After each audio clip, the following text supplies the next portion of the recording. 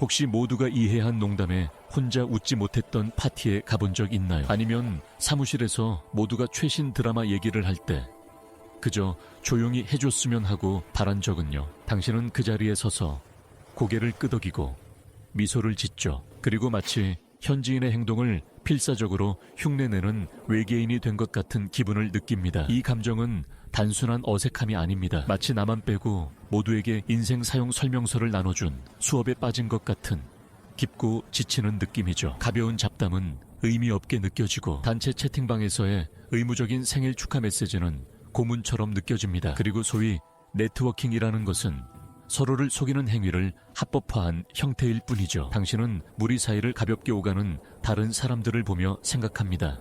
나한테 무슨 문제가 있는 거지? 왜 나만 이렇게 힘든 걸까? 문제는 당신에게 있는 게 아닙니다. 문제는 사회적 스크립트에 있습니다. 이것은 사회가 상호작용을 단순화하기 위해 만든 기록되지 않은 행동 규칙입니다. 어떻게 지내? 잘 지내 넌?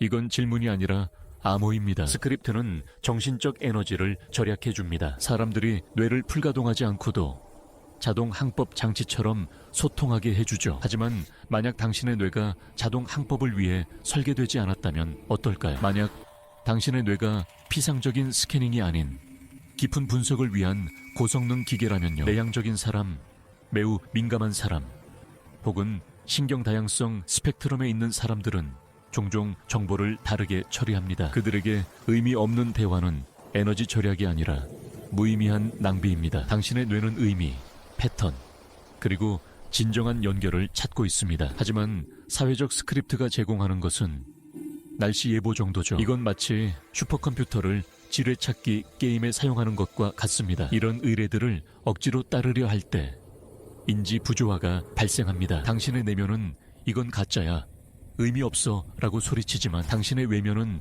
계속 미소 지으며 네, 오늘 날씨가 정말 별로네요 라고 말하죠. 이 내적 갈등 때문에 파티가 끝난 후 재충전되기는커녕 완전히 방전된 느낌이 드는 겁니다. 당신은 소통이 아니라 가면을 유지하는데 모든 에너지를 소진한 것입니다. 사무실에서의 한 장면을 예로 들어보죠. 동료가 컵을 들고 다가옵니다. 오, 컵 예쁘네요. 당신? 고마워요. 그 커피예요. 당신? 네. 잠 깨는데 좋죠. 당신? 그렇죠. 대화는 끝났습니다. 그에게는 성공적인 사회적 의뢰였겠죠. 하지만 당신에게는 아무 의미 없는 소리의 나열이었을 뿐입니다. 그 순간 당신의 뇌는 분석하고 있었죠. 왜 저런 질문을 했지? 무슨 암시인가? 돈을 빌리려는 건가?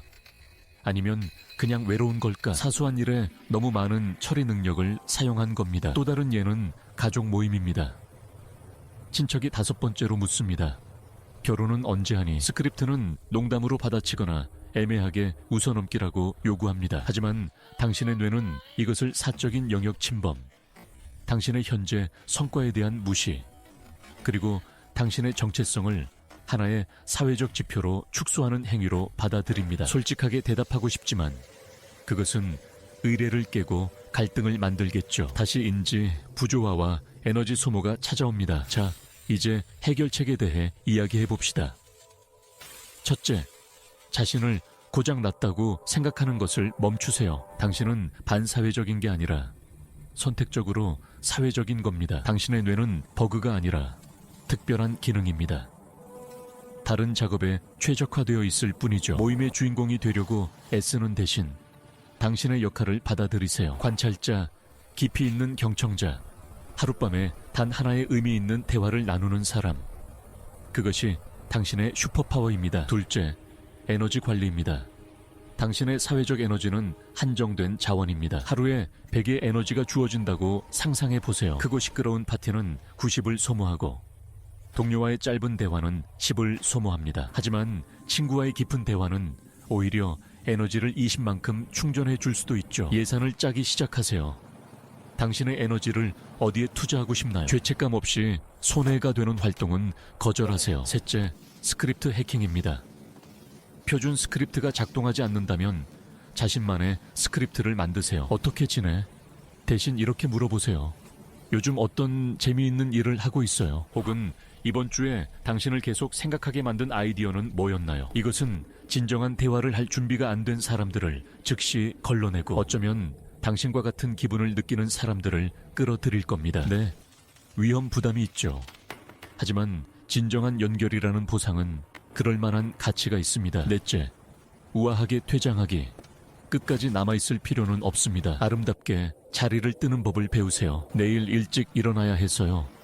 만나서 반가웠어요. 이제 가봐야겠네요. 간단하고 정중한 말들입니다. 아무도 당신을 추궁하지 않을 겁니다. 당신의 정신 건강이 의미 없는 대화 30분보다 더 중요합니다. 세상은 다수를 위해 만들어진 사회적 의뢰들로 구축되어 있습니다. 그건 괜찮아요. 하지만 자신에게 맞지 않는 시스템에 억지로 끼워 맞추려는 시도는 번아웃과 자아 상실로 가는 길입니다. 당신의 과제는 어울리기 위해 자신을 부수는 것이 아니라 자신만의 생태계를 구축하는 것입니다. 당신만의 사람, 당신만의 소통 방식, 당신만의 규칙을 찾으세요. 남들과 다르다는 것은 저주가 아닙니다. 그것은 당신만의 무언가를 창조하라는 초대장입니다. 그리고 어쩌면 바로 거기에 당신의 독특한 가치가 있는지도 모릅니다.